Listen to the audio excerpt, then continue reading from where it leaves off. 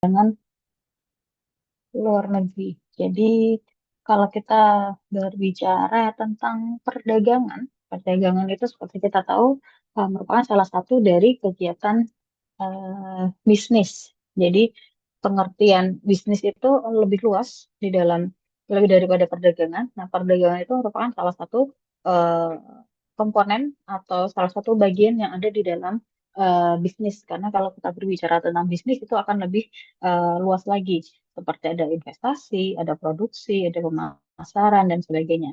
Nah, perdagangan ini merupakan inti dari kegiatan bisnis atau kegiatan perusahaan. Jadi perusahaan, baik itu barang ataupun jasa, dia akan mengelola eh, faktor input yang kemudian dijadikan barang ataupun jasa. Nah, barang ataupun jasa ini yang dihasilkan oleh perusahaan nanti akan dijual kepada para konsumen akhir. Maka di situ perdagangan merupakan inti dari suatu kegiatan bisnis. Nah, dalam jual beli, apabila suatu produk itu melintasi batas suatu negara, maksudnya di situ untuk tujuannya adalah diperjualbelikan, maka di situ kita kenal sebagai perdagangan internasional karena wilayah jual belinya, wilayah transaksinya tidak lagi pada satu wilayah yang sama atau satu negara yang sama, tetapi sudah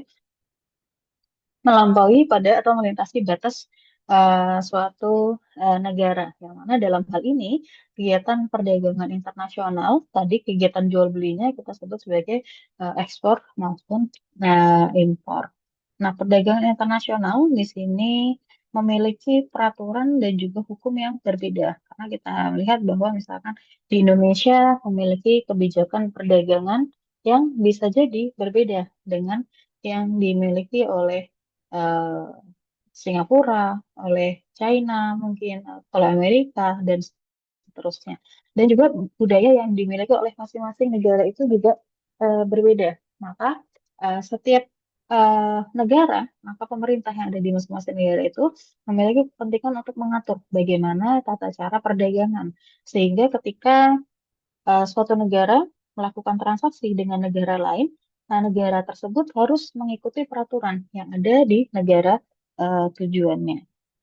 Nah, di sini maka apa yang dimaksud dengan perdagangan internasional itu?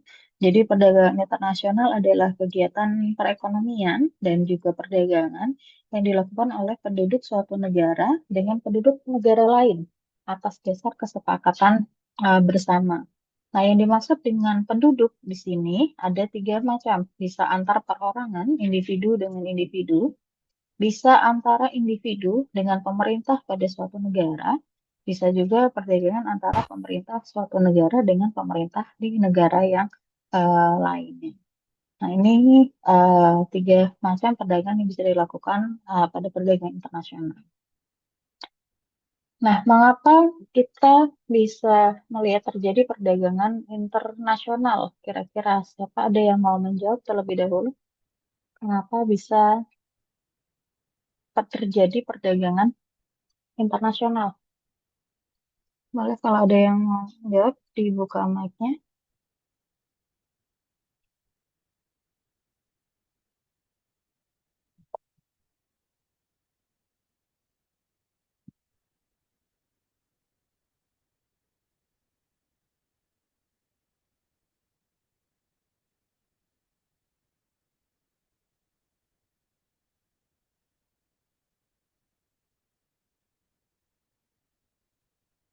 Ada yang mau menjawab?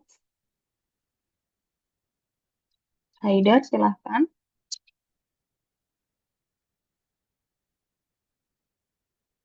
Iya Bu, izin menjawab untuk mengapa terjadi perdagangan internasional itu menurut saya karena setiap negara itu mempunyai kebutuhan dan kebutuhannya masing-masing dan setiap negara juga belum bisa memenuhi kebutuhannya dengan memproduksi dalam negerinya itu sendiri Bu.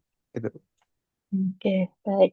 Terima kasih Haidar. Ya, betul sekali ya tadi yang disampaikan oleh Haidar bahwa eh, tiap negara bisa jadi mereka tidak mampu untuk memenuhi seluruh kebutuhannya.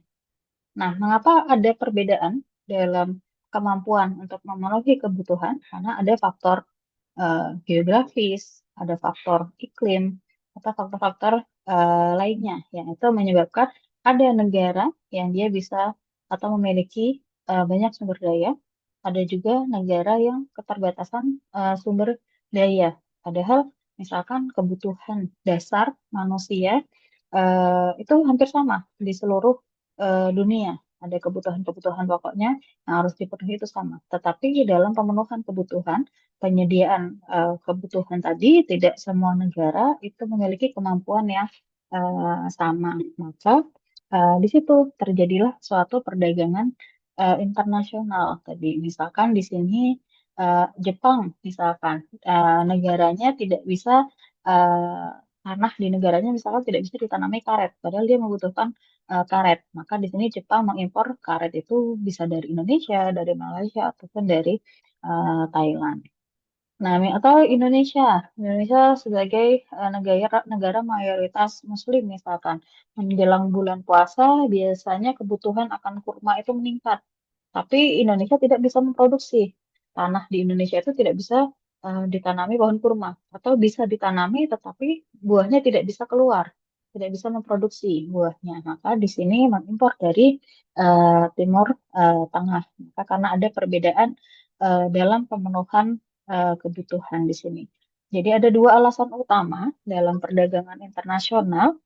Eh, di sini yang pertama adalah ada perbedaan kepemilikan faktor atau faktor endowmentnya itu berbeda satu sama lain. Akibatnya ada perbedaan kemampuan dalam memproduksi suatu barang antara negara satu dengan yang lain. Nah, faktor yang kedua ada juga karena dengan tujuan untuk mencapai skala ekonomis dalam produksi. Jadi sebenarnya negara tersebut mampu untuk memproduksi barang itu, tetapi dengan sengaja dia tidak memproduksinya. Dia mengimpor dari negara lain karena ada skala ekonomis yang ingin dicapai dalam produksi. Jadi akan lebih menguntungkan kalau dia tidak memproduksi sendiri negara tersebut. Dia lebih menguntungkan jika dia membeli dari negara yang lain. Jadi walaupun ada sumber dayanya, tetapi dia menyengaja tidak memproduksi barang tersebut. Nah, di sini ada beberapa manfaat dari perdagangan internasional, bisa memperoleh devisa, kemudian ada memperoleh kesempatan kerja, barang yang tidak dapat diproduksi di negara sendiri, bisa memperoleh keuntungan dari adanya spesialisasi, bisa memperluas pasar dan menambah keuntungan yang ada di dalam negeri, bisa juga untuk menstabilkan harga, misalkan di dalam negeri harga suatu barang itu eh, tidak stabil, sedang mengalami peningkatan harga.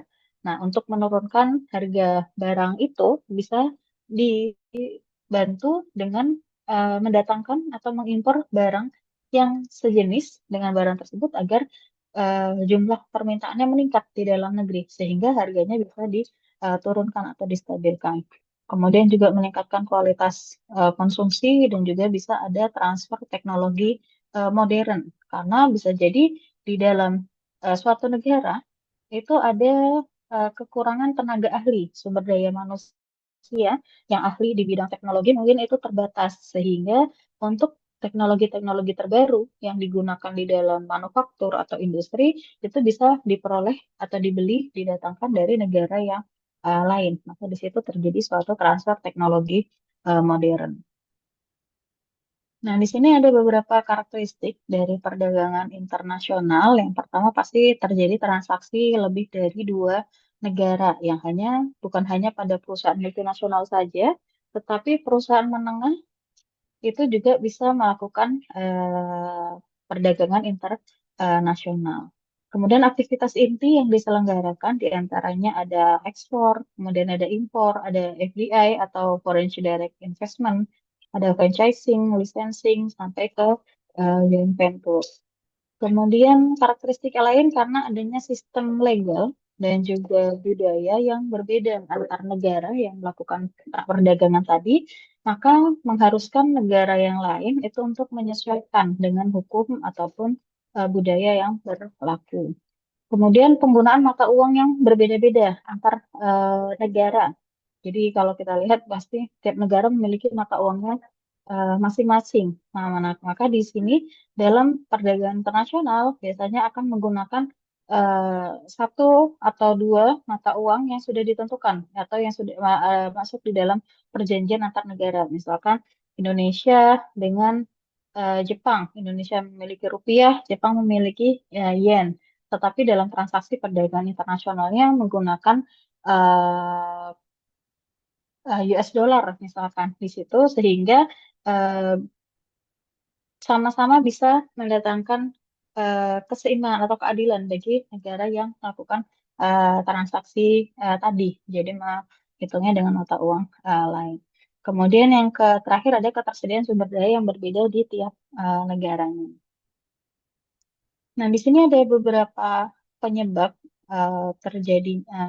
terjadinya perdagangan internasional. Yang pertama karena adanya revolusi informasi dan transportasi. Nah, kalau kita lihat informasi dan transportasi itu terus mengalami pembaharuan, terus terjadi apa namanya peningkatan. Ada teknologi masuk ke dalam berbagai sektor informasi dan juga transportasi sehingga semakin berkembang. Misalkan eh, dari perkembangannya era informasi teknologi, kemudian ada pemakaian sistem yang berbasis komputer, yang ini kemudian juga merubah di dalam industri manufaktur. Yang tadinya di industri manufaktur misalkan banyak menggunakan tenaga kerja manusia secara padat karya, tapi dengan adanya kemajuan teknologi, di situ dikembangkan mesin-mesin yang baru, adanya otomatisasi dan seterusnya.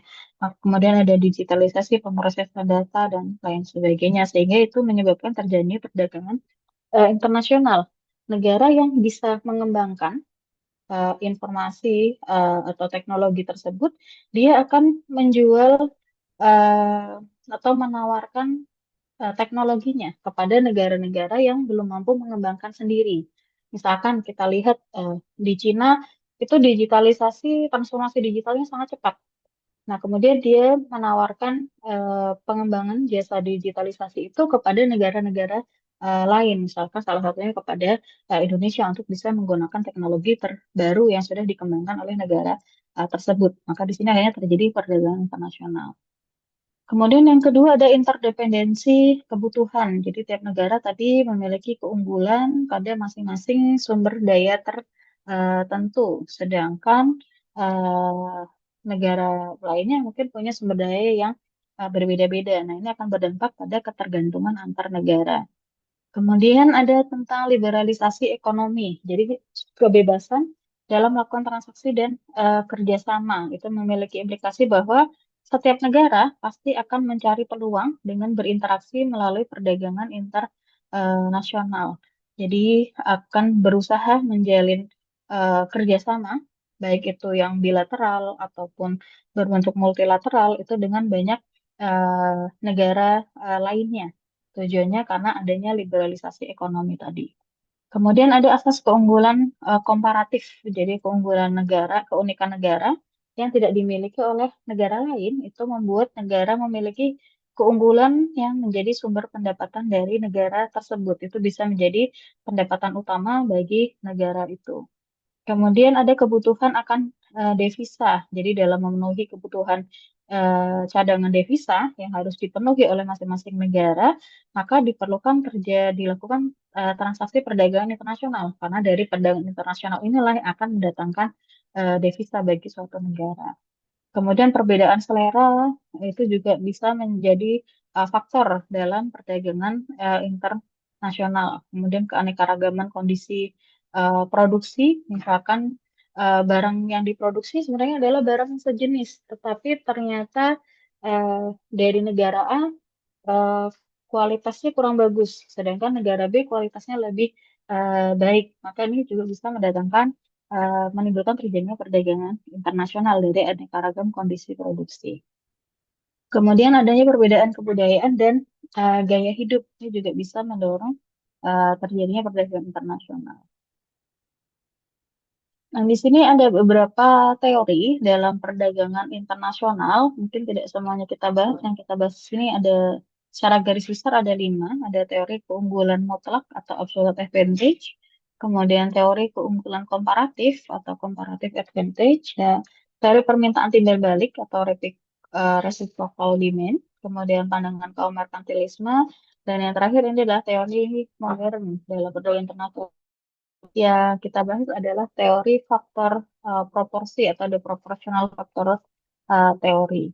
Yang pertama di sini mungkin teman-teman sudah sering mendengar ya, teori keunggulan mutlak atau absolute advantage teori. Ini diperkenalkan oleh Adam Smith di dalam bukunya Wealth of Nation atau sering disebut sebagai teori murni perdagangan. Jadi menurut Adam Smith, suatu negara itu dikatakan memiliki keunggulan mutlak jika negara tersebut mampu memproduksi lebih banyak barang dari negara lain dengan menggunakan sumber daya produksi yang sama. Nah, dengan keunggulan itu, mereka akan memperoleh keuntungan dalam perdagangan internasional. Jadi negara akan makmur bisa jika mampu mengembangkan produksinya melalui perdagangan. Nah, agar produksi tadi meningkat, perlu adanya pembagian kerja internasional dalam menghasilkan suatu barang. Jadi masing-masing kita melihat tadi bahwa tiap negara pasti punya sumber daya yang berbeda dengan negara yang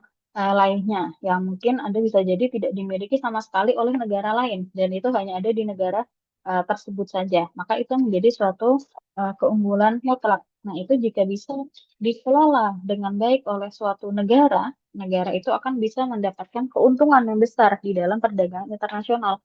Karena negara lain jika membutuhkan barang tersebut, mau tidak mau akan membeli dari negara itu, karena dari negara lain itu tidak ada, tidak tersedia, maka dia akan bisa menjual barang tersebut ke negara-negara lainnya dan dia memperoleh suatu keunggulan secara mutlak atau secara absolut.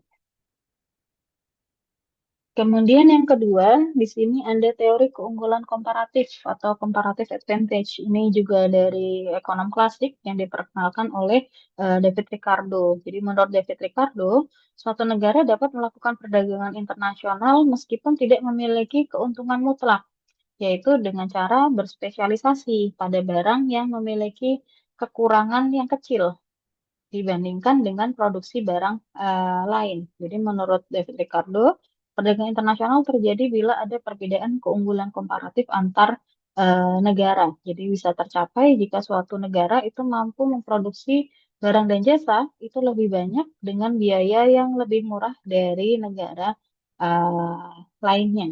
Nah, ini bisa terukur dalam ongkos nyata yang mencerminkan atau ongkos tenaga kerja. Seperti misalkan kalau kita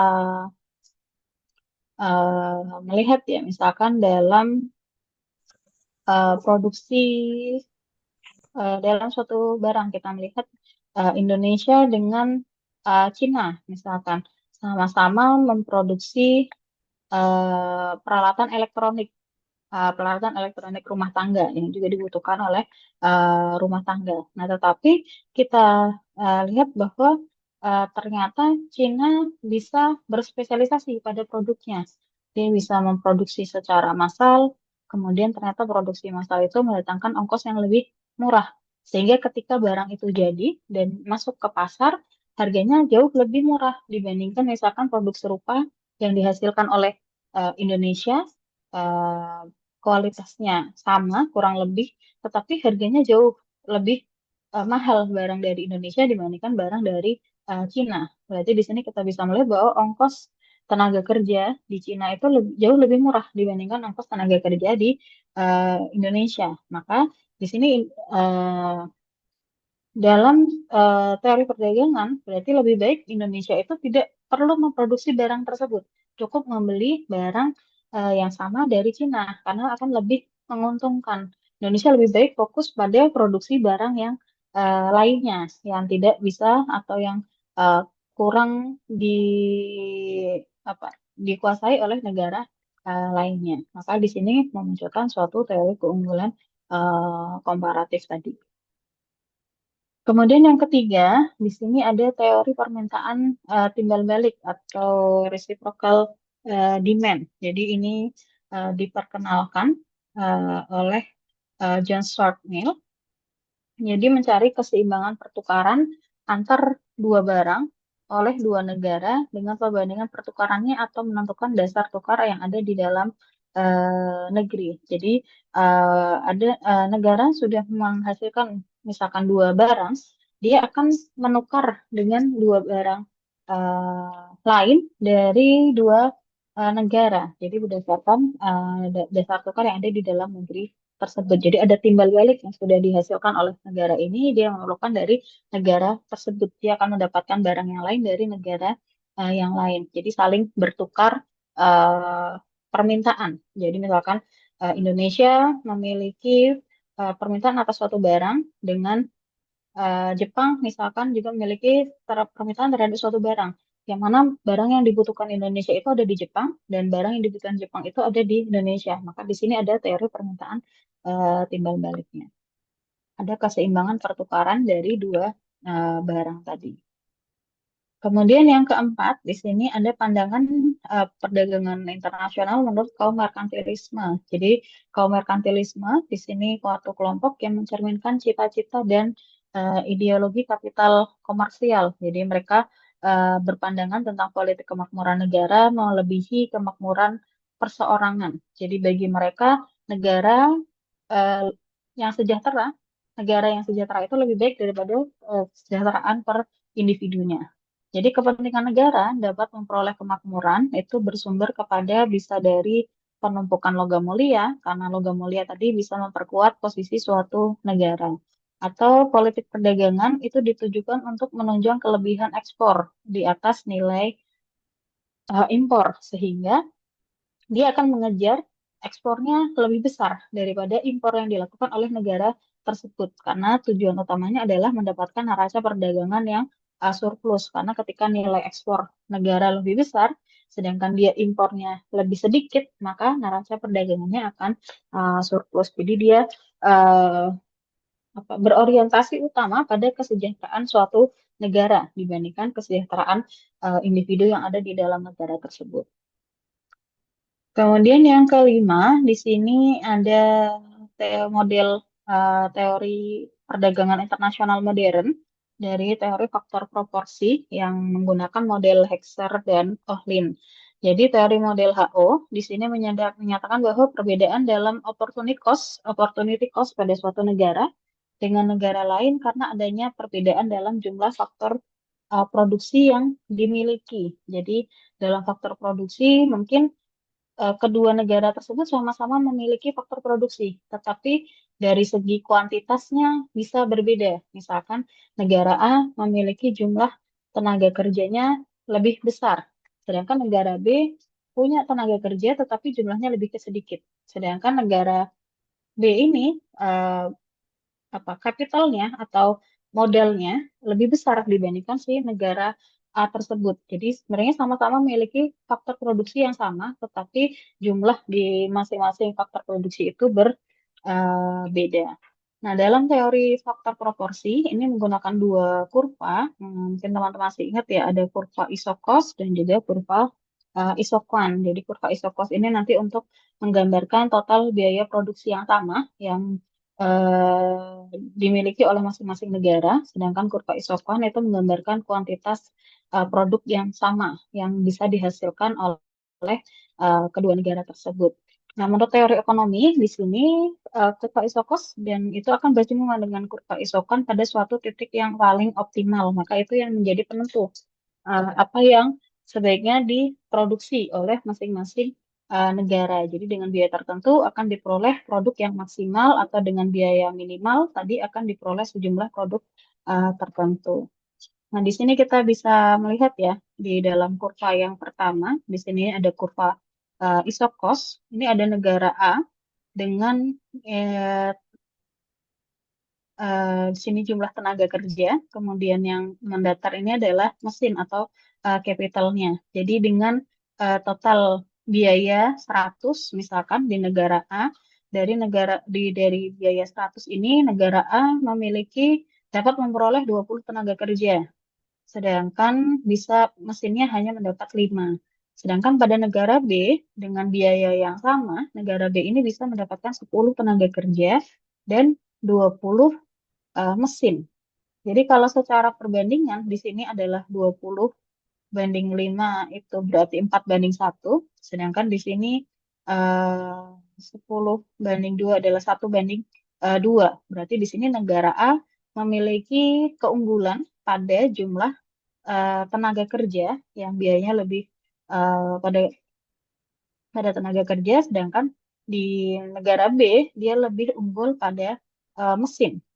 Nah, maka di sini dengan kombinasi tersebut tadi, oke, pada kurva isokonnya, di sini kita melihat bahwa negara A menghasilkan 20 unit, sedangkan negara B menghasilkan 50 unit. Maka di sini eh,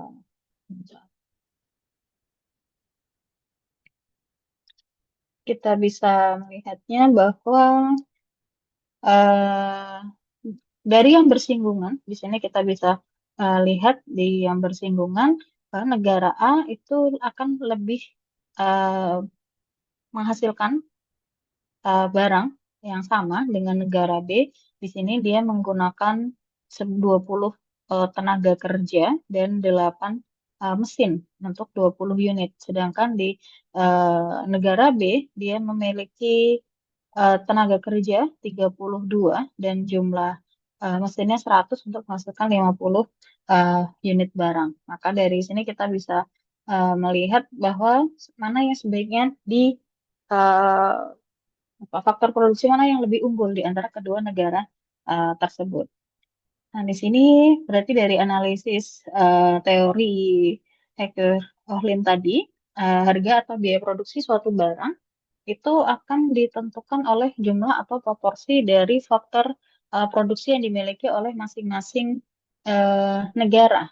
Jadi bisa saja dengan faktor produksi yang sama-sama dimiliki, tetapi jumlah faktor produksinya berbeda, eh, harga atau biaya produksi dari masing-masing barang itu akan berbeda antar negara. Misalkan kalau kita berbicara tentang Indonesia dengan Cina misalkan. Sama-sama punya faktor produksi, ada tenaga kerja, ada capital. Tapi ternyata tenaga kerja di Cina dengan harga yang sama, sama-sama $100 misalkan, ternyata bisa memperoleh tenaga kerja yang lebih besar dibandingkan di Indonesia.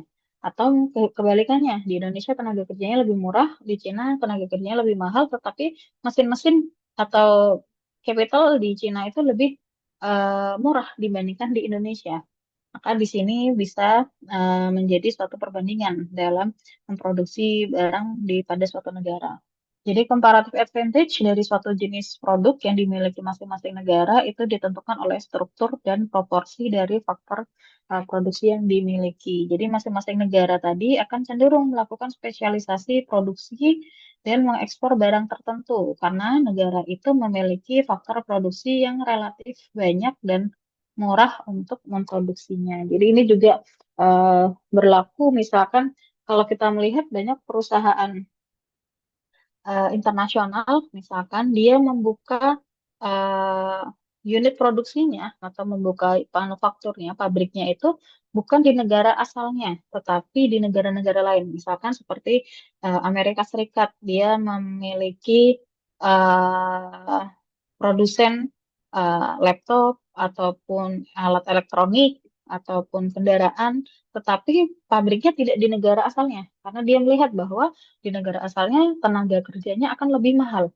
Maka dia lebih baik membuka di negara lain yang misalkan dengan tenaga kerja yang harganya lebih murah dibandingkan di negara asalnya dia. Seperti itu. Kemudian sebaliknya masing-masing negara akan mengimpor barang tertentu karena negara tersebut memiliki faktor produksi yang relatif sedikit dan mahal untuk memproduksi. Jadi negara juga akan mempertimbangkan kalau memproduksi sendiri pasti akan lebih mahal biayanya dan kalau dijual jika barangnya lebih mahal dia akan kalah saing dengan negara lain. Maka dia akan berhenti atau tidak akan memproduksi barang tersebut dan memilih untuk membeli dari negara yang lainnya. Nah, di sini ada kelemahan dari teori HO ini jika jumlah atau proporsi faktor produksi yang dimiliki masing-masing negara itu relatif sama. Maka harga barang sejenis itu juga sama, sehingga perdagangan nasional internasional itu tidak akan terjadi. Nah, pada suatu kondisi tertentu itu malah justru bisa mengancam keberadaan dari perdagangan internasional tadi kalau jumlah yang dimiliki itu relatif sama sehingga menurut negaranya itu sudah lebih baik memproduksi sendiri. Maka jika banyak negara yang berpikir seperti itu atau mengambil kesimpulan seperti itu, maka perdagangan internasional bisa saja tidak terjadi karena dia bisa memproduksi sendiri dengan biaya yang sama dengan negara lainnya. Kemudian di sini ada beberapa aktivitas pada perdagangan internasional. Di antaranya ada visible trade yang bisa disebut juga merchandise export dan import. Jadi merupakan perdagangan barang-barang yang berwujud. Jadi kita bisa melihat wujud dari suatu perdagangan tersebut. Kemudian yang kedua ada invisible trade atau service export and import. Jadi perdagangan dalam jasa. Misalkan seperti perbankan, travel, accounting, dan sebagainya. Jadi misal seperti jasa perbankan, kita melihat juga ada kantor-kantor perbankan yang bukan berasal dari dalam negeri. Di Indonesia saja misalkan bank-bank asing itu juga ikut membuka kantornya di Indonesia. Ini masuk di dalam juga dalam aktivitas perdagangan internasional. Kemudian ada juga aktivitas international investment, investasi internasional. Di sini ada dua macam, ada foreign direct investment, ada yang berbentuk portofolio investment. Jadi kalau FDI itu investasi yang tujuannya untuk mengawasi kepemilikan atau memiliki suatu aset atau perusahaan di negara lain secara aktif. Jadi dia berinvestasi untuk bisa memiliki suatu kepemilikan atas barang atau aset di suatu negara. Itu kita sebut sebagai FDI. Sedangkan kalau portfolio investment itu pembelian aset keuangan luar negeri. Begitu aset yang dibeli adalah saham, obligasi, atau sertifikat deposito yang ada di negara yang lain. Bisa melalui pasar modal yang ada di dalam suatu negara atau lembaga lain. Tujuannya adalah selain untuk kepengawasan. Kemudian ada yang berbentuk lisensi atau licensing. Di sini suatu perusahaan di suatu negara itu memberikan lisensi untuk menggunakan kepemilikan intelektualnya seperti paten atau trademark, merek, hak cipta itu untuk bisa digunakan di negara yang lain. Kemudian ada yang berbentuk waralaba atau franchising. Jadi suatu negara memberikan hak kepada perusahaan di negara lain untuk menggunakan merek, logo, dan juga teknik operasi. Kemudian ada yang berbentuk manajemen kontrak. Di sini sebuah perusahaan di suatu negara setuju untuk mengoperasikan fasilitas atau menyediakan jasa manajemen perusahaan di negara yang lain. Jadi bukan kepemilikan atas usahanya, tetapi hanya manajemen kontraknya yang ikut mengoperasikan suatu perusahaan di negara yang berbeda. Kemudian di sini ada beberapa jenis dari perdagangan internasional, di antaranya ada ekspor, kemudian ada barter, ada consignment, ada package deal, kemudian ada smuggling, dan juga ada border agreement. Yang pertama di sini dalam ekspor. Ekspor atau kita menjual kepada negara lain itu ada dua macam, ada ekspor biasa, ada juga ekspor tanpa LC atau letter of credit. Jadi ekspor biasa di sini pengiriman barang ke luar negeri sesuai dengan peraturan yang berlaku. Biasanya ditujukan kepada pembeli yang ada di luar negeri dengan menggunakan letter of credit dengan ketentuan devisa. Jadi menggunakan perantara transaksinya itu menggunakan letter of credit untuk pembayaran dan settlement-nya. Kemudian ekspor tanpa LC atau tanpa letter of credit, jadi barang bisa dikirim terlebih dahulu, sedangkan eksportir tadi belum menerima letter of credit-nya. Maka biasanya di situ perlu izin khusus dari Kementerian Perindustrian dan Perdagangan dalam melakukan transaksi. Jadi dia akan mengirim barangnya terlebih dahulu, sedangkan pembayaran atau settlement melalui letter of creditnya itu akan dilakukan kemudian ketika barangnya sudah dikirim ke negara tujuan. Kemudian yang kedua ada barter. Jadi barter di sini adalah pengiriman barang ke luar negeri untuk ditukarkan langsung dengan barang yang dibutuhkan di dalam negeri. Di sini ada 4 jenis barter, ada direct barter, ada switch barter, ada counter purchase, ada buyback barter. Jadi eh, direct barter di sini sistem pertukarannya barang dengan barang menggunakan alat penentu nilai atau yang disebut sebagai dominator of value, yaitu biasanya ukurannya adalah suatu mata uang asing dan penyelesaiannya itu dilakukan melalui clearing pada neraca perdagangan antar kedua negara yang bersangkutan. Kemudian yang kedua di sini ada switch barter. Jadi biasanya diterapkan jika salah satu pihak itu tidak mungkin memanfaatkan sendiri barang yang akan diterimanya dalam pertukaran tersebut. Maka pengimpor, negara yang mengimpor tadi bisa mengambil alih barang tersebut ke negara ketiga. Jadi tidak digunakan oleh negaranya sendiri, tetapi dialihkan kepada negara yang lainnya, karena dia tidak bisa memanfaatkan atau tidak kurang membutuhkan barang tersebut, sehingga dieksper ke negara yang lain. Kemudian yang ketiga counter pure case, di sini ada sistem perdagangan timbal balik antar dua negara. Misalkan suatu negara menjual barang ke negara lain, maka negara yang bersangkutan juga harus membeli barang dari negara tersebut. Jadi dalam transaksi perjanjian perdagangannya harus ada timbal baliknya. Tidak boleh misalkan Indonesia butuh barang dari Cina, kemudian Indonesia membeli dari Cina. Nah, itu hanya satu pihak saja. Nah, kalau dalam counter pure case, maka kalau Indonesia beli barang dari Cina, Cina juga harus membeli barang dari Indonesia. Jadi ada perjanjian perdagangan timbal baliknya.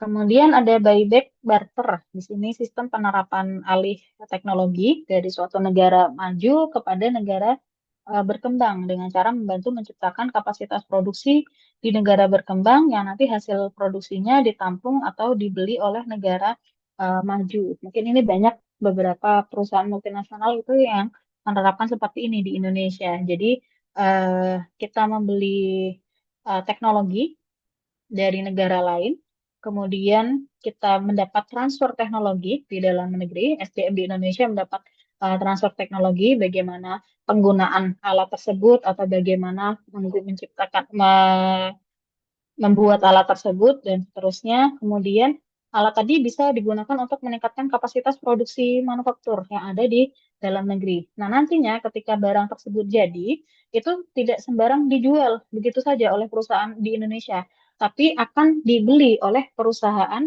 yang tadi melakukan transfer teknologi ke Indonesia. Jadi di situ ada buyback barter.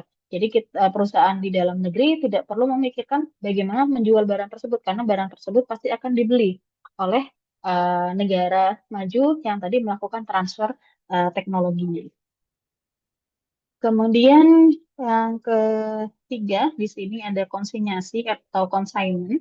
Di sini pengiriman barang di mana belum ada pembeli tertentu di luar negeri. Jadi pembelinya belum ada. Nah, penjualan barang itu dilakukan melalui pasar bebas atau free market atau melalui commodities exchange dengan cara lelang. Jadi dilakukan lelang terhadap suatu barang. Jadi misalkan Indonesia memiliki barang ingin dijual ke suatu negara, tetapi sebenarnya di negara itu belum ada pembelinya. Nah, maka dilakukanlah sistem lelang. Nah, di sini cara pelaksanaan lelangnya, misalkan pemilik barang menunjuk salah satu broker yang ahli dalam suatu komoditi tertentu, kemudian broker akan memeriksa barang tersebut yang akan dilelang, terutama tentang jenis dan jumlah serta kualitas dari barang. Kemudian broker menawarkan harga transaksi atas barang yang akan dijual.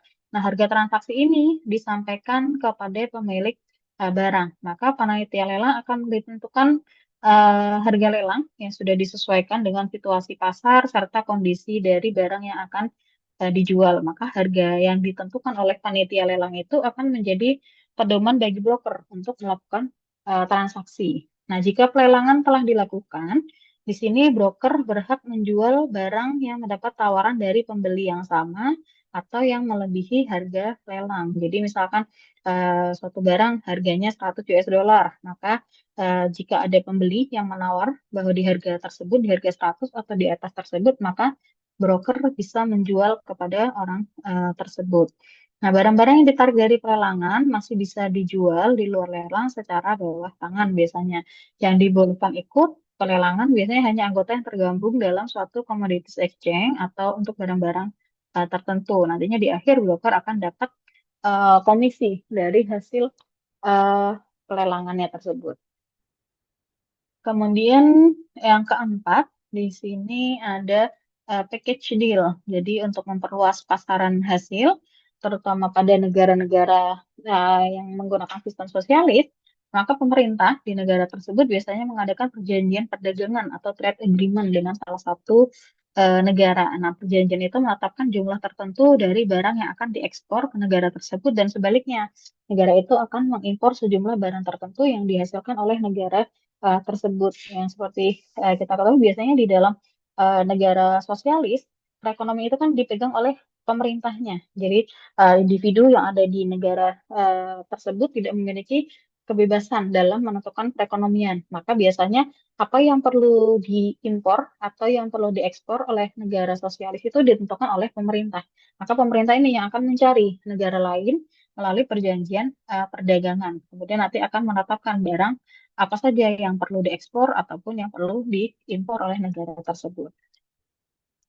Kemudian yang kelima di sini ada penyelundupan atau smuggling. Nah, dalam perdagangan internasional pasti ada transaksi ilegalnya yang mungkin bisa terjadi. Bahkan yang perdagangan dalam negeri saja ada transaksi-transaksi seperti itu, maka di perdagangan internasional juga ada. Jadi setiap usaha tujuannya untuk memindah kekayaan dari satu negara ke negara lain tanpa memenuhi ketentuan yang berlaku. Di sini ada yang 100% transaksinya itu dilakukan secara ilegal, ada juga yang dilakukan penyelundupan secara administratif atau penyelundupan tidak kentara. Jadi ada custom fraud. Jadi tidak 100% ilegal, mungkin dalam surat-suratnya. Biasanya kan dalam transaksi perdagangan internasional ada surat izin, ada LC dan sebagainya. Mungkin ada beberapa hal dokumen yang uh, apa namanya dimanipulasi oleh pihak-pihak tertentu.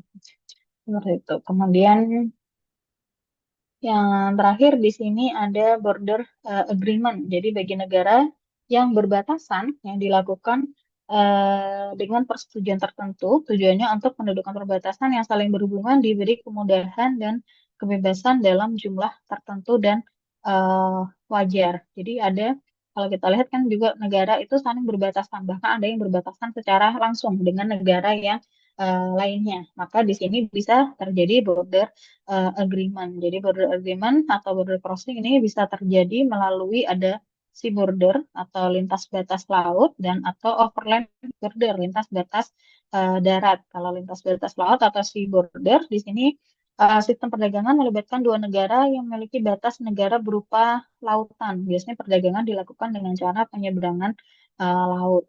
Sedangkan yang overland border melibatkan dua negara yang batasnya berupa daratan. Jadi perdagangan dilakukan dengan cara penduduk negara tetap melakukan interaksi dengan melewati batas daratan di wilayah negara masing-masing melalui persetujuan yang berlaku. Jadi biasanya sudah ada penjaga atau uh, jadi biasanya sudah ada yang uh, bertugas di wilayah-wilayah batas antar negara tersebut.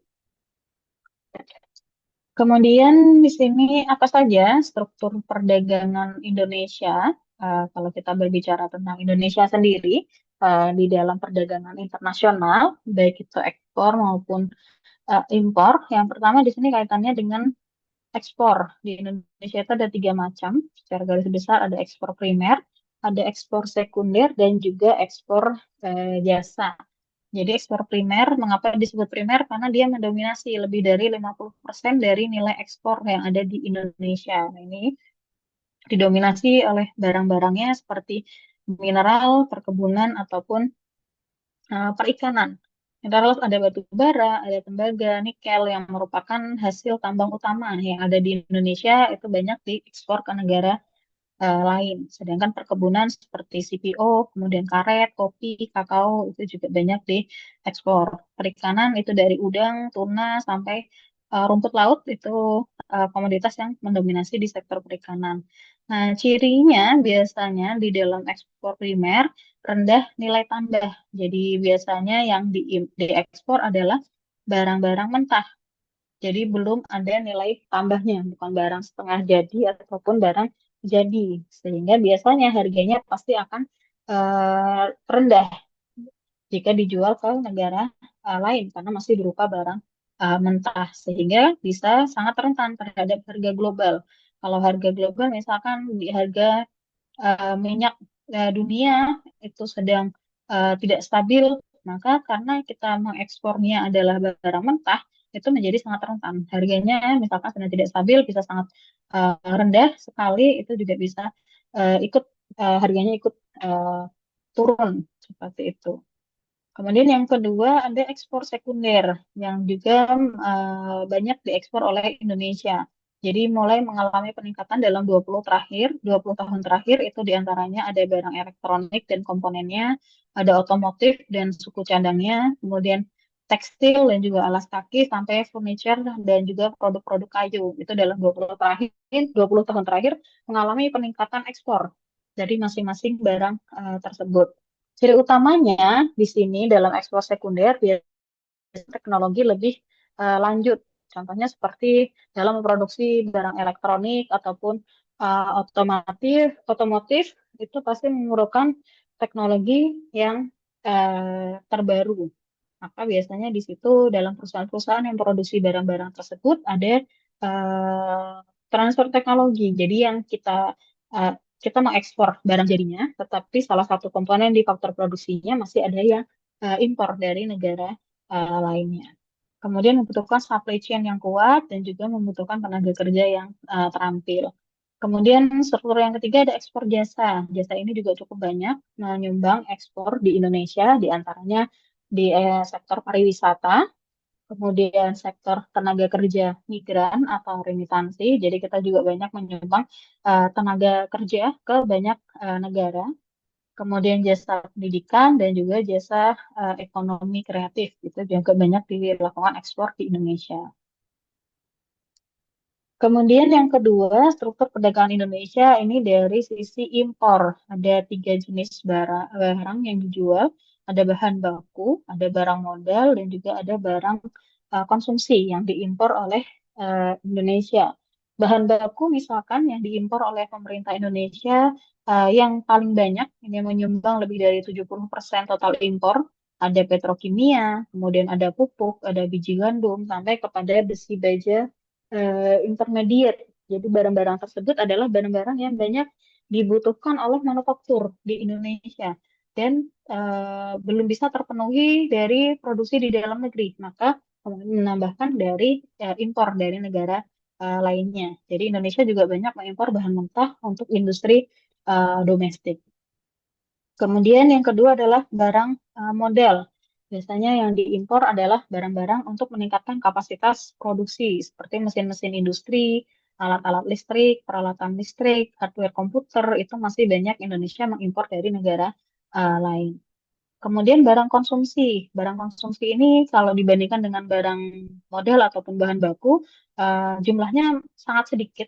Berarti tetapi termasuk barang-barang yang strategis. Strategis di sini berarti walaupun jumlahnya kecil, tetapi cukup banyak dibutuhkan oleh masyarakat di Indonesia sehingga masih terus dilakukan impor terhadap barang tersebut. Contohnya seperti dari obat-obatan tertentu itu masih banyak. Walaupun kita sudah punya industri farmasi di Indonesia sudah cukup baik, tetapi masih banyak yang juga obat-obat lain kita mengimpor dari negara lain. Kemudian elektronik rumah tangga dan juga makanan-makanan tertentu. Kemudian di sini ada beberapa kebijakan perdagangan internasional. Ada tiga, ada kebijakan yang berbentuk proteksi, ada perdagangan bebas, dan juga ada politik dumping. Yang dalam kebijakan proteksi misalkan tujuannya adalah untuk melindungi para pelaku perdagangan yang ada di dalam negeri. Di salah satu di antara kebijakannya yang banyak dikeluarkan ada larangan impor, ada tarif impor, kuota, subsidi ataupun premi. Misalkan di sini dalam larangan impor, misalkan dalam suatu komoditas tertentu yang itu banyak diproduksi di dalam negeri dan merupakan apa namanya, penyumbang produksi utama di dalam negeri, maka pemerintah mengeluarkan larangan impor terhadap barang yang sejenis tersebut atau barang tersebut, sehingga bisa melindungi para produsen yang ada di dalam negeri. Kemudian ada tarif impor. Misalkan tadi sama di dalam negeri ada barangnya, tetapi kita masih tetap membutuhkan barang dari luar negeri. Maka agar tetap melindungi barang yang ada di dalam negeri, ditetapkan tarif impor. Impor tetap boleh dilakukan, tetapi ada tarif impornya. Biasanya ditetapkan bahwa ketika barang itu dijual di Indonesia, harganya harus lebih tinggi atau tidak boleh lebih murah dibandingkan barang yang ada di dalam negeri. Tujuannya untuk lebih melindungi barang yang ada di dalam negeri. Bisa juga dilakukan kuota, jadi ditentukan volume impor yang diperbolehkan terhadap suatu barang. Misalkan seperti di dalam negeri kita memproduksi produsen beras itu sangat banyak dari petani, tetapi ternyata eh, masih kurang mencukupi untuk seluruh masyarakat di Indonesia. Maka pemerintah membuka keran impor untuk beras dari luar negeri, tetapi tidak semuanya langsung bisa seberapa pun masuk. Ada kuotanya, dibatasi oleh kuota. Tujuannya agar produsen beras di dalam negeri dia tetap bisa menjual barangnya tetap laku di pasaran, tetapi tetap juga bisa memenuhi kebutuhan akan beras yang lain di tempat-tempat yang masih kekurangan beras tadi. Kemudian ada yang berupa subsidi. Subsidi di sini misalkan produsen di dalam negeri dia ingin menjual barangnya ke luar negeri. Nah, biasanya ada biaya yang harus dikeluarkan, kemudian ada pihak ketiga yang biayanya melibatkan pihak ketiga seperti lembaga keuangan dan lain sebagainya, mungkin biayanya tidak murah. Maka di sini ada bantuan dari pemerintah seperti pemberian subsidi ini agar memudahkan atau agar semakin banyak produsen yang bisa melakukan ekspor ke luar negeri. Kemudian juga ada premi, di sini menetapkan premi atau seperti iuran gitu kepada terhadap para pelaku ekspor maupun impor agar tidak misalkan terhadap barang impor agar tidak terlalu banyak barang impor yang masuk ke dalam suatu negara. Kemudian di sini kalau kita melihat bagaimana distribusi perdagangan internasional pada suatu negara, jadi perdagangan internasional itu menurut historisnya itu sudah lama terjadi, bahkan pada era 1980-an sampai 1990-an regionalisasi itu mulai merebak di dunia. Jadi mulai ada kelompok-kelompok negara-negara di dunia itu membuat kelompok-kelompok perdagangan tertentu atau blok-blok perdagangan berdasarkan aspek regional. Muncul ada Uni Eropa atau EU, kemudian ada NAFTA atau Pasar Bebas Amerika Utara, ada Pasar Bebas ASEAN atau AFTA dan lain sebagainya. Jadi masing-masing negara yang saling berdekatan secara regional, dia membentuk blok-blok perdagangan. Tujuannya adalah untuk meningkatkan perdagangan antar negara yang ada di dalam blok perdagangan tersebut. Akibatnya perdagangan antar negara itu mendominasi perdagangan dunia pada saat ini. Kalau kita lihat saat ini negara blok-blok tertentu yang menguasai pasar di situ karena adanya pembentukan blok-blok sejak masa yang lalu di akhir di 1980-an sampai 1990-an. Nah, kemudian di tahun 2008 dunia itu dibagi menjadi 7 kawasan. Ada kawasan Amerika Utara, Amerika Tengah, Amerika Selatan, kemudian Eropa, ada Commonwealth Independent State atau CIS, kemudian Afrika, Timur Tengah, dan juga kawasan Asia. Nah, aktivitas perdagangan paling besar dari 7 kawasan tersebut itu dikuasai oleh kawasan Eropa sebanyak 4.695 miliar US dollar atau kontribusinya sebesar 42,9% dari seluruh total aktivitas perdagangan di dunia. yang dari berbagai macam aktivitas perdagangan itu akhirnya negara-negara di kawasan Eropa membentuk eh, Uni Eropa atau EU tadi, European Union yang terdiri dari 27 negara di Eropa dan akhirnya mereka menyepakati satu nilai mata uang transaksi yang sama. Awalnya sebelum tahun 2008, masing-masing negara di Eropa itu memiliki mata uangnya masing-masing. Tetapi karena mereka nggak sering bertransaksi perdagangan antar negaranya kuat, kemudian mereka juga mendominasi pasar dunia, akhirnya dicetuskanlah untuk membuat satu mata uang yang sama, yaitu euro yang kita kenal pada saat ini. Itu salah satu bentuk mengapa menggunakan euro, karena untuk memudahkan biaya-biaya transaksi yang muncul antar negara dari perbedaan kurs.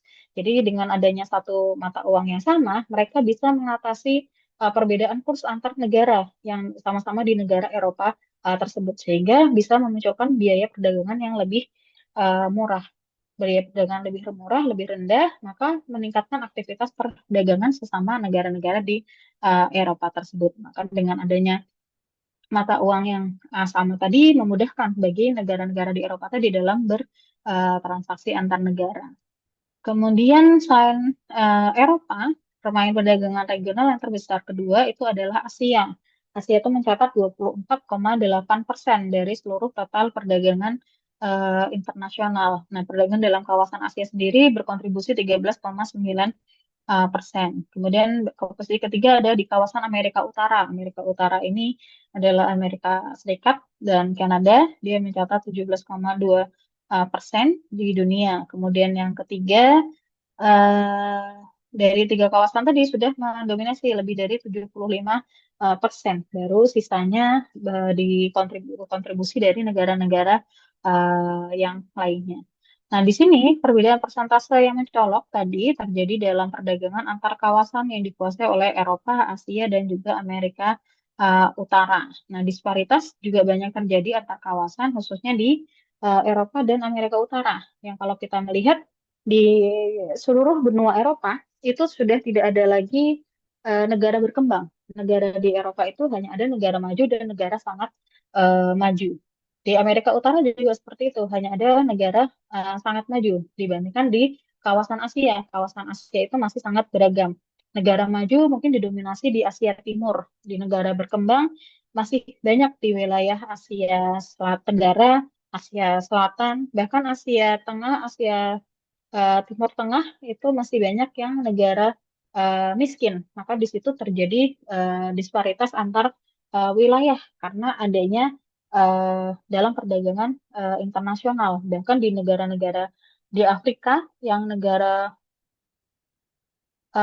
maju itu hanya ada satu atau dua negara, yang lainnya termasuk negara berkembang dan lebih banyak didominasi oleh negara miskin. Dan itu masih menjadi bahan kajian dalam perdagangan internasional. Bagaimana agar disparitas itu tidak semakin tinggi atau tidak semakin jauh.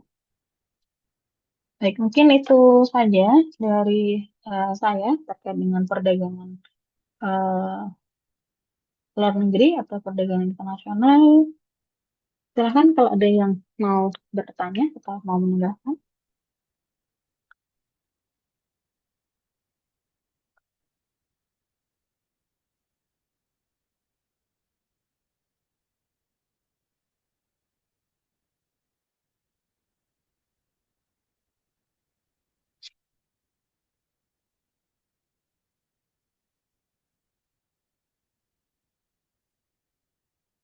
Ada yang mau bertanya atau mau menambahkan? Izin bertanya, Bu. Sebentar. Silakan, Haidar.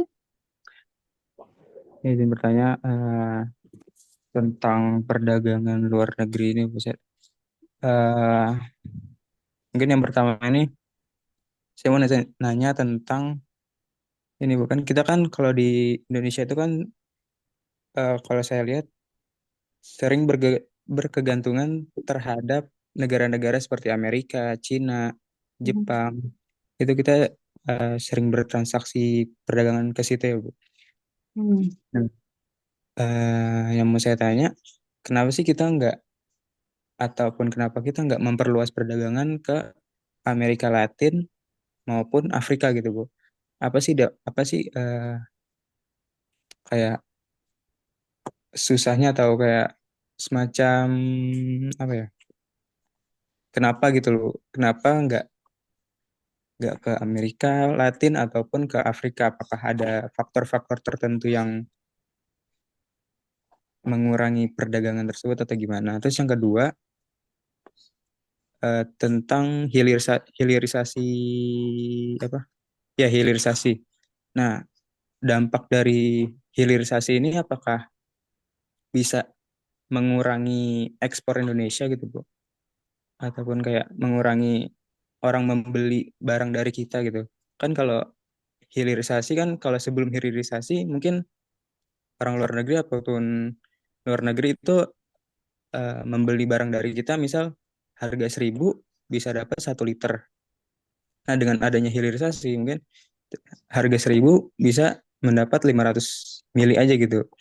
Hmm. Jadi kan bisa lebih mahal dari harga barang mentah gitu, Bu. Dari dari sebelum hilirisasi gitu. Nah, apakah bisa mengurangi tingkat ekspornya itu sih, Bu? Begitu, Bu, dari saya. Terima kasih. Terima kasih, Haidar. Mungkin boleh Ririn, silakan. Oke, terima kasih Bu sebelumnya karena udah menyampaikan materi perdagangan internasional. Saya mau nanya di bagian teori Hexer-Ohlin aja sih Bu.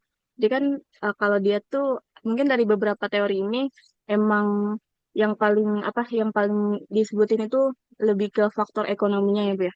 Tentang ekonomi semua gitu.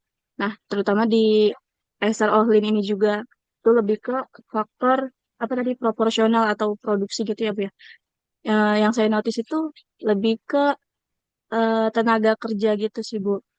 Contohnya kalau yang saya tahu kayak Bangladesh sama apa ya, sama Vietnam itu kan sebenarnya tenaga kerjanya tuh sama gitu ya Bu ya. Kayak jumlahnya itu mungkin nggak terlalu beda gitu.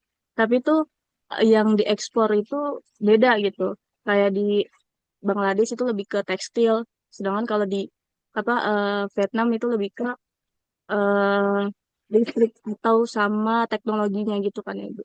Nah, berarti kalau di Hexer Ohlin ini itu sebenarnya di bagian tenaga kerja itu emang harus dibandingin sama disandingin sama faktor produksi lain atau dia itu sebenarnya bisa berdiri sendiri gitu Bu. Soalnya kalau tadi kan berarti mungkin tenaga kerja itu bisa didalemin lagi tenaga kerjanya yang lebih lebih kompeten di bagian industri atau di bagian eh, jasa gitu kan ya Bu ya. Nah itu sebenarnya dia harus disandingin sama faktor produksi lain atau sebenarnya ya udah bisa berdiri sendiri gitu sih Bu. Mungkin itu sih Bu pertanyaannya.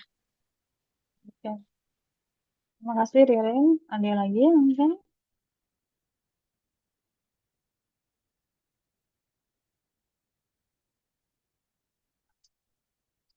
Baik, mungkin sambil menunggu kalau ada yang mau bertanya, tadi saya ke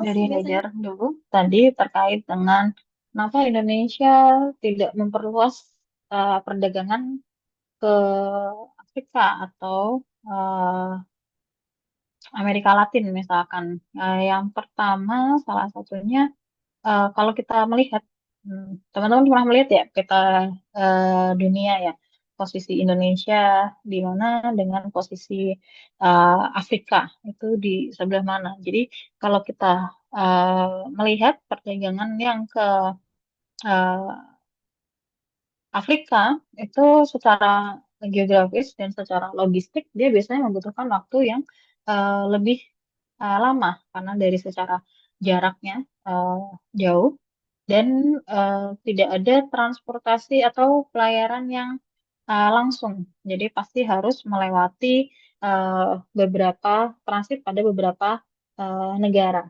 Dan itu biasanya akan membutuhkan biaya transportasi yang lebih tinggi. Kayak misalkan kita melakukan ekspor ke sana atau kita mengimpor barang dari negara-negara di Afrika atau di Amerika Latin tadi. Jadi eh, karena faktor geografisnya yang jauh, kemudian akan menimbulkan biaya transportasi yang lebih tinggi, dan kalau transit pada beberapa negara pasti di situ harus ada biaya lebih yang harus dikeluarkan. Nah, itu bisa meningkatkan tarif biaya yang dikeluarkan lebih besar. Kemudian kalau dilihat dari perjanjian perdagangan yang dimiliki eh, oleh Indonesia, Indonesia itu belum memiliki perjanjian perdagangan langsung atau yang komprehensif dengan banyak negara di Afrika. Jadi baru pada negara-negara tertentu saja seperti di Mesir ataupun masih pada negara-negara di bagian Afrika Utara. Sedangkan pada bagian Afrika Selatan juga masih sangat terbatas negara-negara yang masih uh, memiliki perjanjian perdagangan dengan Indonesia.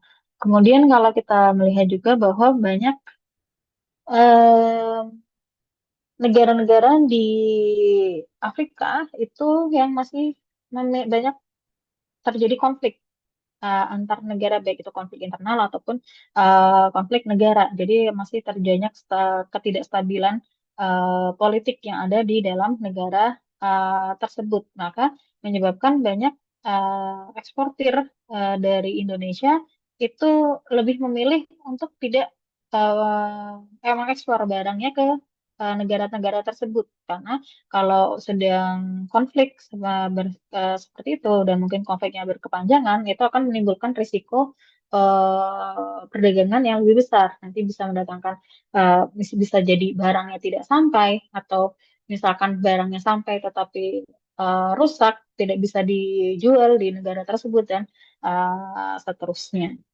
Kemudian bisa juga karena kalau impor ya. Nah, kalau ekspor ke negara tersebut bisa juga karena negara-negara tersebut mungkin belum melihat kebutuhan terhadap barang-barang yang ada di Indonesia. Kalau dibandingkan dari Cina, misalkan yang kita lihat sendiri, Cina itu menjual barang harganya bisa sangat jauh lebih murah. Dan kalau kita lihat dari bentuk dari komposisi negaranya, di Afrika itu kan masih banyak negara berkembang atau negara miskin. Pasti dia akan mencari barang yang harganya terjangkau atau relatif terjangkau sesuai dengan daya beli yang ada dimiliki negara tersebut, seperti itu. Kemudian yang kedua tadi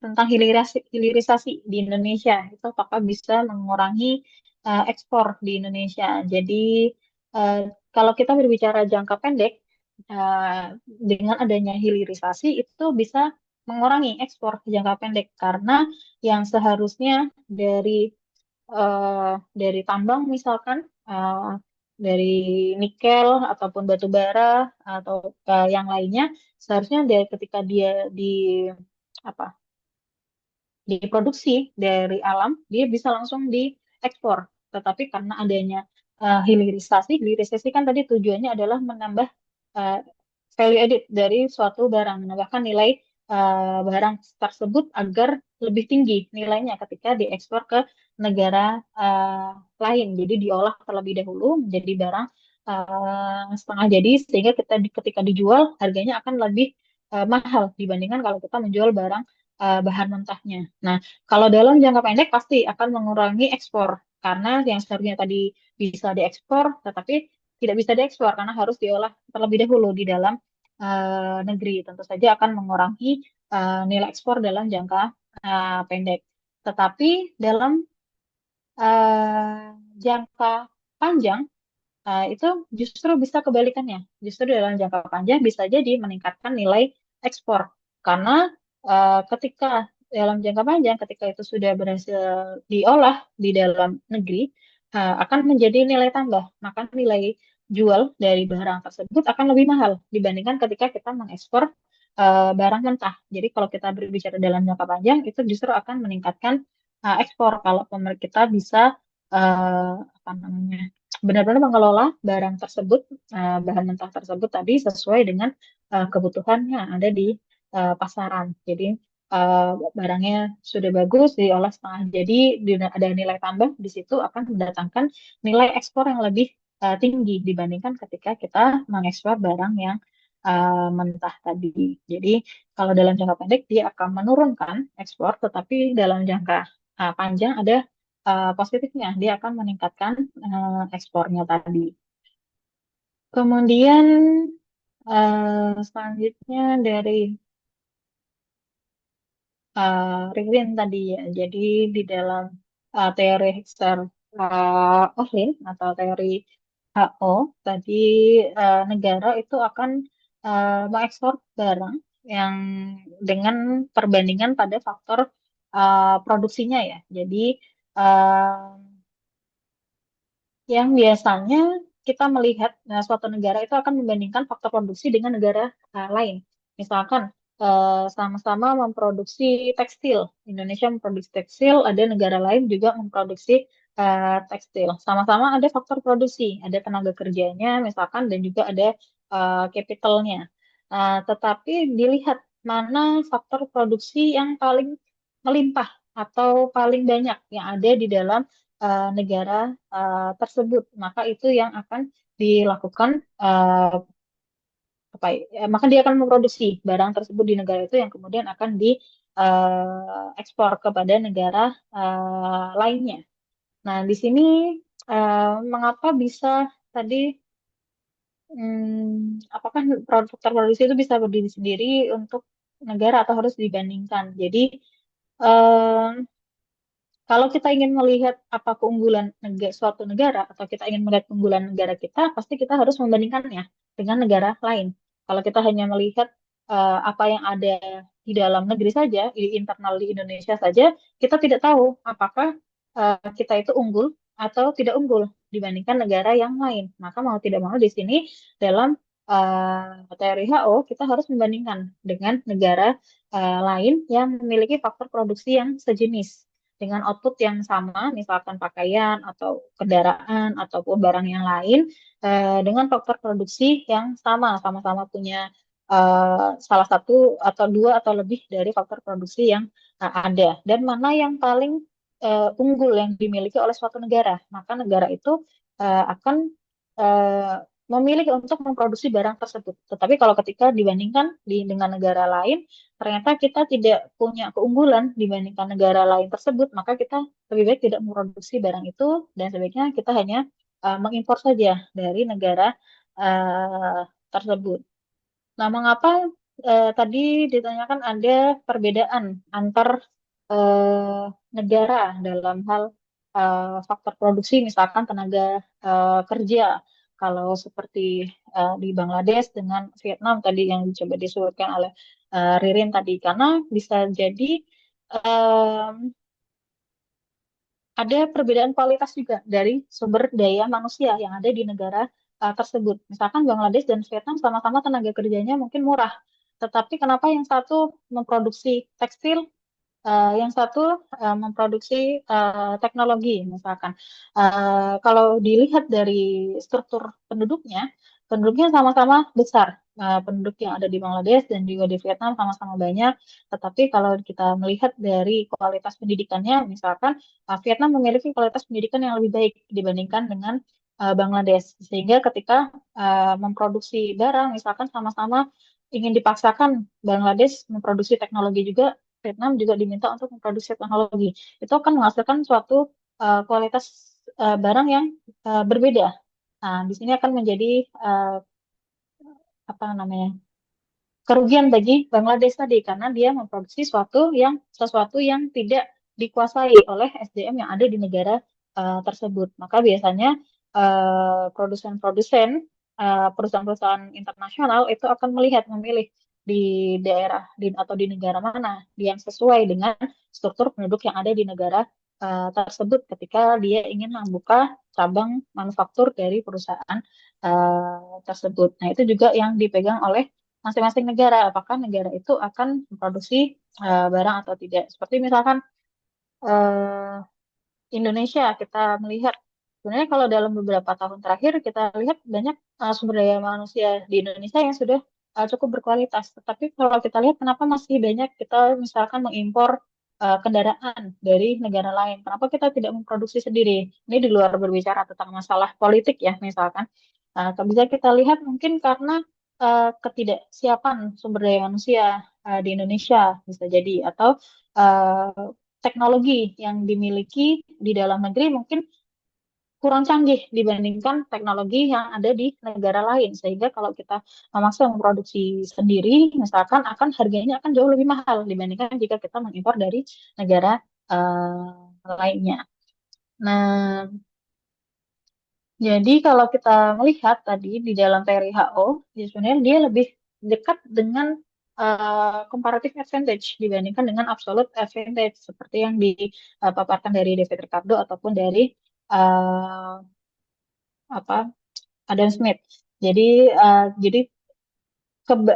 sumber daya atau faktor produksi yang banyak tadi sifatnya tidak absolut karena misalkan dari tenaga kerja kita bisa melihat bahwa struktur penduduk di suatu negara itu bisa berubah. Misalkan dalam beberapa tahun, dalam kurun waktu 5 tahun mungkin penduduknya bertambah, tapi dalam beberapa tahun ke depan mungkin ada pengurangan jumlah ada penduduk yang menurun dan seterusnya. Contoh seperti di Jepang misalkan kita berbicara tentang Jepang, di Jepang dulu dulu secara teknologi dia maju. Dari segi faktor produksi, tenaga kerjanya banyak. Tapi kalau kita lihat sekarang, justru tenaga kerja di Jepang itu sangat sedikit. Bahkan sekarang didominasi oleh tenaga kerja dari asing. Jadi teori dari HO ini tidak absolut seperti itu, tetapi lebih bersifat relatif. Jadi terkadang bisa terjadi perubahan dalam membandingkan faktor produksi dengan negara lain tadi. Mungkin itu, mungkin ada tambahan dari Haidar, Ririn, atau yang lain, silakan.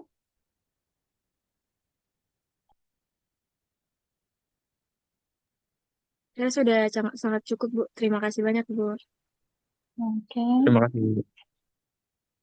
dan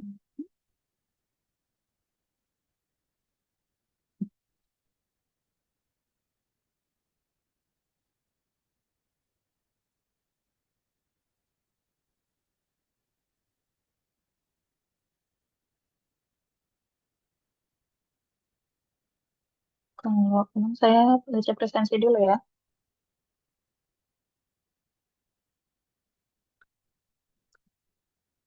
Ririn, kan? Oke. Anggraini Ramadanti, Hadir, Bu. Muhammad Zaki,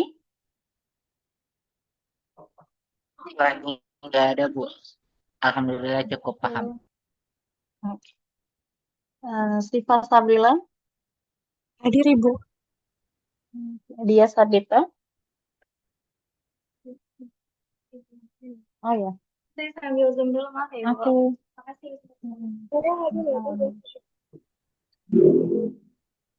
Anissa Nur Febrianti, Hadir, Bu. Sabrina Akmalia, Hadir, Ibu. Rifa Nazwa, Hadir, Bu. Ahmad Zulfikri, Hadir, Bu. Oke, Marsha, Hadir, Ibu. Anastasia Amalia,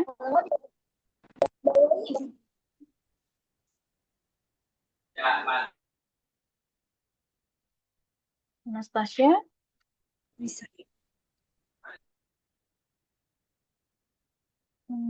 Oviana,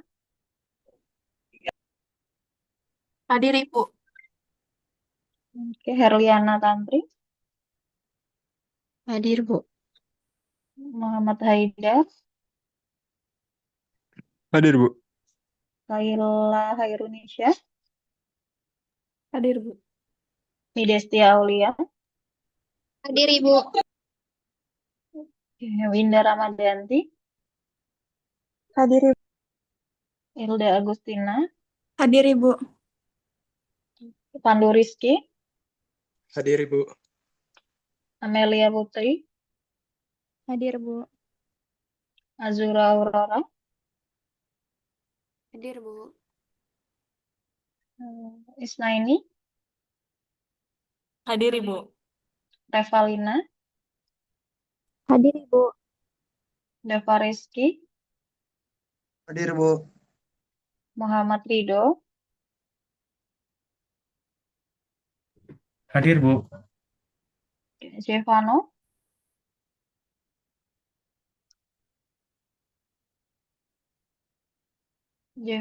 udah. Octavia Roma, Hadir Bu. Junefer, Hadir Ibu. Satria Kurniawan, Hadir, Bu. Eka Novia, Hadir Bu. Kayla Sabrina, Hadir Ibu. Budiman, Hadir, Ibu. Muhammad Faisal,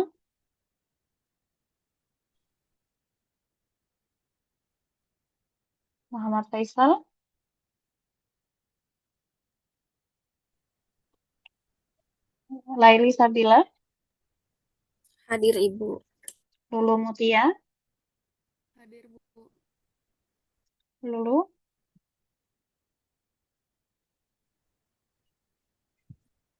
Galuh Sinoaji,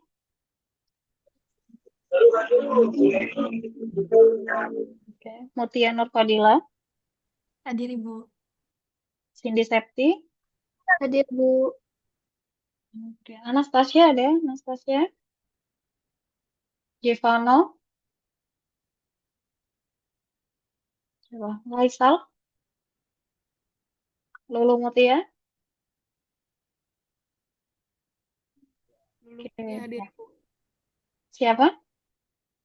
Lulu Mutia hadir Bu. Oh, Lulu Mutia ada, oke. Baik, ada lagi yang mau ditanyakan?